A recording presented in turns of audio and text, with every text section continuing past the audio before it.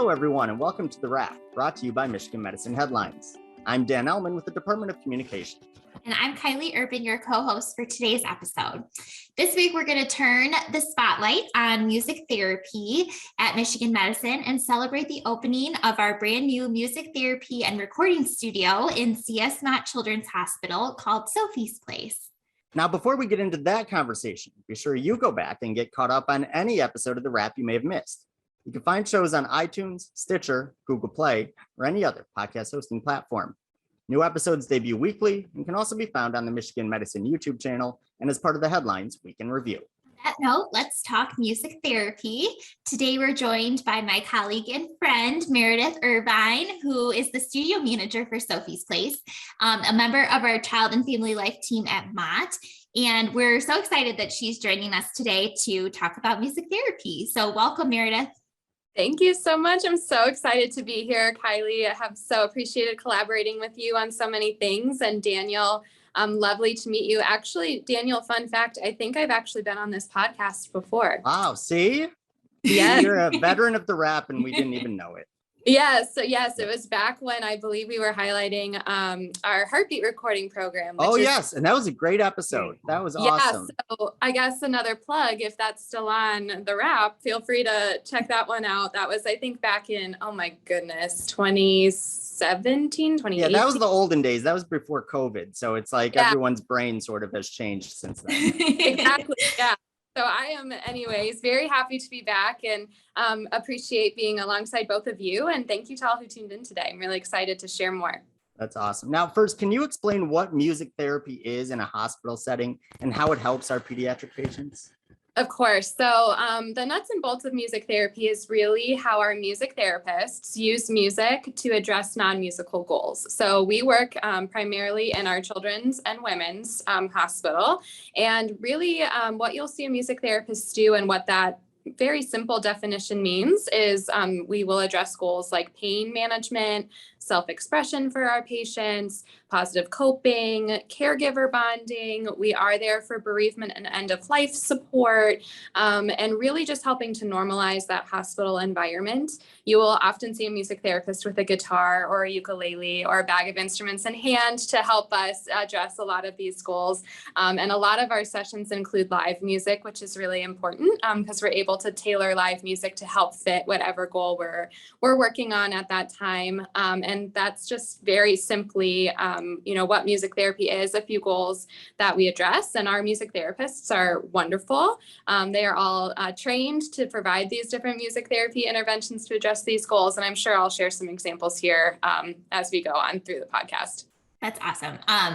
So I know this is kind of a trick question because every day is different, but what does a typical day look like for a music therapist at Mott? Yeah, so that's actually one reason I really love being a pediatric music therapist is, Kylie, my days are so different every single day and I love it. But we have patients, our team sees primarily inpatients, but that doesn't mean that we do not see outpatients. But to give the listeners an overview, we are primarily stationed like within the inpatient units of children's and women's. But we are super honored to do what we do because we do music all day. So a typical day for me could be a pain management session using live music to help a patient through a pain crisis. Music therapy is a wonderful form of non-pharmacological pain management. From there, I could jump down to our NICU where one of our music therapists also works. And in our NICU, we use music to help with infant growth and development, tolerance to stimulation, caregiver bonding and support. So oftentimes those sessions look like singing to our infants and helping them grow and develop, but also engaging the parents and caregivers in sessions to create positive memories for those babies. And then maybe we'll jump up to our hematology oncology unit where one of our other music therapists work. And on that unit, a lot of songwriting happens of just really processing with our patients what their hospital stays are like, or maybe just processing a new diagnosis. Songwriting is a great outlet for self-expression, a great outlet for promoting self-esteem and things of that nature. So songwriting could be another example. And then maybe we jump up to our cardiology unit where we're teaching a patient an instrument to promote positive coping, moving, motor movements. Learning an instrument's a great way to get the brain reactivated and learning different instruments. It also is a great positive coping skill and strategy. And then, maybe we jump up to our general floor and we're working with a patient with cystic fibrosis, and just simply singing in music can really help address lungs and different physical functions. Again, getting patients moving and using music as that positive self-expression and motivator to be a part of their healthcare journey. So that is a typical day, Kylie, and I definitely didn't hit all of the units nor all the interventions that we do, but just to give a snapshot, that's a little bit of an overview. So that's all that you do, obviously not the full list, but that's a lot of what you guys do. What would be some of what you don't do? What are some of the misperceptions that might be out there about music therapy? Thank you for asking this question. I would say the biggest, there's two. I'll take a little bit of a twist on my second answer of that question, but the biggest thing I would say is we are not volunteers. That's like our biggest thing that we will get on the floors. And, we are super honored that we do have volunteers that are musical, and, that might happen in locations of our hospital, but we are trained to do what we do. So I would say that's a common misconception, or something that somebody would say to us, something we don't do. Everything we do with music is very intentional. And then I would say, Daniel, a little bit of a different twist, but a common misconception of music therapy is that patients and families have to be musical in order to participate. And that's really not the case. So I would say that's also another common misconception for referrals, is sometimes our medical staff think that a patient has to play the piano or has to enjoy singing in order to participate. And really, music therapy is available and open to anybody. And we're integrated into that healthcare team. But I would say that is a common misconception and something that we do. But, it's good to always talk about. Great. This was one of my favorite days at work that we've had recently, which was the grand opening of Sophie's Place. But for our listeners who don't know what Sophie's Place is, can you share a little bit about it and why this is so exciting for us to have at Mott and Von Voigtlander? Yes, it was a magical day, August 3rd, a day we will never forget, Kylie. But yes. Our grand opening of Sophie's Place, which is a dedicated music therapy studio within CS Mott Children's Hospital in Von Voigtlander. It is located on the 3rd floor, right, kind of off the radiology waiting room. And it is a space that is dedicated, like I mentioned, just for music therapy and celebrating music, and everything that I just mentioned that happens bedside, we're able to elevate by having a dedicated space here. For those that might not know what's inside of Sophie's Place, if you are looking at me right now, you'll see records on our ceiling. So I'm in one of our small group spaces, one of our clinic spaces where we will host sessions with patients, doing a lot of the interventions that I mentioned. We also have a larger group space where we broadcast, and we do have virtual programming available for our patients who can't come down to this space, including story time, Name That Tune, Song of the Day, as just different examples. And then our final room within the space, which arguably I think is the coolest, is our state-of-the-art recording studio, where we have patients come down and record their own music, covers of music, make music videos, all different interventions that help with a lot of the goals I addressed, but really the positive memories that we're able to provide for patients with their hospitalization, and also for caregivers to see sometimes their child engaging and smiling for the first time in a long time has been the beauty of having a dedicated space. That is Sophie's Place. So in a nutshell, that is it. We are the 6th in the nation, the first within a children's hospital listed within the top 10 from US News Report, and the first in the Midwest and only in Michigan. So really amazing opportunities. Yeah. I was just going to say, if you haven't stopped by there, it is just absolutely gorgeous. It's a beautiful space. So definitely don't want everybody to flood Meredith's office, but it's so beautiful to just peek through the windows and check it out. The millions of rap listeners are going to show up in force. Well, for those who are listening who weren't able to make our grand opening events week, please, feel free to reach out to Daniel, Kylie, or myself. And, we would be happy to welcome you all into the inside of the space. But yes, if you're walking and want to peer in, we welcome those visits as well too. That's great. I can't wait to do that next time I'm out. I haven't seen it yet, so I'm really excited. So I was going to ask you sort of what are some of the coolest features? And I know that you've sort of walked us through a little bit of that. So I'm going to change that a little bit. What are the features that you personally are most excited about? So I will tell you, just since our grand opening and having patients down to this space, it has been more than I think myself or the music therapy team could have ever dreamed of having the patients use the space. That is like what I feel like has been most meaningful and what has been the most beautiful part. And yes, I know I'm shying away from a lot of our equipment and instruments and things that are really neat and really cool down here. And again, if you want to stop by and take a look at some of our, amazing design elements and things like that, that is, definitely something that's important to this space. But what we've been able to provide to these patients and families has exceeded all expectations. I'm so proud of the team, the music therapists, and what they're doing has been just such a deep impact in the short amount of time we have been open. So I am just super humbled to share that is my answer. And I look forward to, the future and what we're able to provide. So could you share a little bit about why it's called Sophie's Place? What's the background of Sophie's Place, the multiple studios now that we're the sixth, and then what or who helped this project come to fruition in the end? Yeah, so Sophie is unfortunately no longer with us. She was 17 years old when she tragically passed away. Sophie and her family are actually originally from Utah. So the very first Sophie's Place is in Primary Children's Hospital out in Utah, and they will actually be celebrating their 10th anniversary next year. Sophie's parents, along with the Forever Young Foundation, which is Steve Young, if anybody is a football fan, it is his foundation. They partnered together to construct and build these music therapy dedicated spaces in children's hospitals because Sophie had a passion for music and songwriting herself, and also at the time of her passing was volunteering with the music therapy program out at Primary Children's.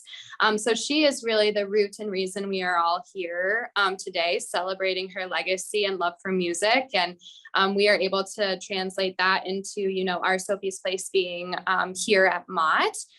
So how it came to be at Mott is also an amazing story, and that it has been rooted in patients and families since day one. So the Allen family is a family that really spearheaded this, and they heard about and knew of Sophie's Place, and they brought it to us nearly a decade ago and thought about this idea. And we were so thankful for senior leaders from nearly a decade ago all the way through today who believed in the mission of the space and what music therapy can provide to patients and families, and the belief in what our team was doing at that time. And, fast forward 10 years now to be here and to give us a dedicated space to start the construction process and everything that goes into planning something for nearly 10 years. So that in a nutshell truly is how, who Sophie was, how it started, how it came to be. And I just really love that that's our story here at Mott, is that it was driven from patients and families, and that has remained at the root of what our mission is here for music therapy in Sophie's Place. I love that so much. I know actually how much work has gone into it, because when we recorded that Heartbeat podcast many years ago, pre-COVID times, you had actually mentioned that this was in the works. And now how many years later is it? And it's finally open. And I'm so excited for you, your staff, and for all the patients and families who will be able to use it at Mott. Thank you so much. Yeah. And I will just give a shout out to any team that was involved in the 10 years. Of course, the music therapy team and child life department, but there were many other key stakeholders. So any RAP listeners, if you are part of this, supporting it in any way, we're just so thankful for you. Well, thank you so much, Meredith, for giving us the inside scoop on Sophie's Place. Now, your work here isn't quite done. Every week, we ask guests to participate in the lightning round when we ask them 4 quick fire questions. So are you ready to go? I think so. All right, I'll throw you the first question here. First, do you use your musical skills outside of work in any way? That's a great question. Yes, I do, but I am not a performer by any means. So I write music for myself at home. But I will say, if any rap listeners are interested, some of our teammates do community performances outside of work. So if anybody's ever interested in learning what some of our team is doing out in the community, please let me know. That's incredible. All right. Now, if you weren't a music therapist, what would you want to be doing for your career? So it's really funny. I actually feel like I'd be a wedding planner. Like, I love planning events, which is funny, Kylie, just given our like most recent grand opening day. Yes. But I think I would be a wedding planner. That's like what I think I would do. Very different, but I think that's what I would do. Yeah, you go from like I feel like music therapy is like relaxation and kind of, like working on your stress, to a wedding planner, which is super stress. So yeah, like the most stressful thing on the planet is planning a wedding. This is what I've decided. I know I sound silly, but I love planning things. Like, I'm just a type A person. I love like planning family gatherings, friends, things, hosting. So like, I think I would potentially excel. So shout out to all the wedding planners out there, because I'm sure it's a lot of work that I don't know, but if I had to dream, that would be it. Nice. Okay, well, speaking of relaxation then, earlier this week was National Relaxation Day. So what is your favorite way to relax? Besides planning weddings. Yeah. Yeah, not that. My favorite way to relax, I actually really am a huge advocate for going up north. It's my favorite place. I love being on the lake. I love spending time with my husband and my 2-year-old golden retriever, who is sometimes not relaxing, but you will find me in my element of restoring, recharging, relaxing, like with those two and a lake up north. All right. Now, I swear I didn't know what your answer was when I wrote this fourth question. If you could travel anywhere in the world and costs weren't an issue, where would you go? So Hawaii is my favorite place on the planet. So I would say I would go back to Hawaii. If I had to choose somewhere I had never been before, I would definitely go to Ireland. Well, thank you, Meredith, for joining us today. If you'd like to learn more about Sophie's Place, including checking out a really nice photo gallery of the studio and all of the incredible spaces within Sophie's Place that we chatted about today, you can go to mmheadlines.org. That's mmheadlines.org. All right. And while you're there, you can check out other featured stories from this week. For instance, there was a look back at Research Palooza, which was held at Michigan Medicine for the first time since the pandemic began. And there was a look ahead to Student Move-In, which will take place on campus next week. Find all that and more at mmheadlines.org. Okay, Dan. So we talked a lot about music in this episode, and I'm wondering, do you play any musical instruments or have any musical talents you'd like to share with the rap listeners today? Well, no, I don't think the rap listeners would want me to share my musical talents, if you call it that. So no, I don't have any musical talents now. I have played a few instruments in my life. One of the reasons for that is back when I was in college, my girlfriend at the time, and now my wife, she's actually a music performer. She plays the harp. And as part of her degree, she needed to teach an adult with no musical background how to play the harp. So for about 6 months, I learned how to play the harp. And it was like a small little, one of the smaller harps. I wouldn't say I was talented at it, though I think the argument was that my practice regimen was not as stringent as it needed to be. But we survived those interactions and we are now married. So she has all the musical talent in the family. What about you, Kylie? No, nobody would like to hear me sing. In fact, my son has once told me when he was a toddler and I was singing him lullabies, like, Mom, stop singing. So, that's bad when your toddler is telling you to stop singing. Yeah, that's not my area of expertise. So we will leave that to Meredith and Meredith's team.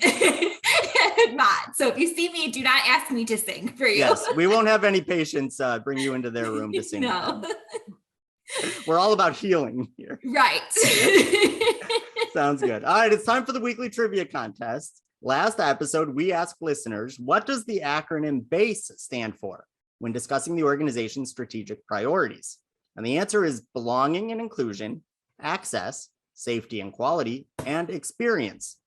Congratulations to Taylor Hautala, a research area specialist in the Injury Prevention Center who sent in the correct answer. Taylor, a member of the Department of Communication, will be in touch shortly to help you claim your prize. Now for this week's question, here's Kylie. This week's question is, how many offices and labs were represented at this year's Research Palooza celebration? Once again, how many offices and labs were represented at this year's Research Palooza celebration? You can find the answer in this week's headline story, and once you know it, send it to headlines@med.umich.edu for the chance to win a prize. All right, that's all the time we have for this week. Thank you so much, Meredith, for joining us today. And thanks, as always, to all of our listeners and viewers for everything you do for patients, families, and each other. We'll see you next week.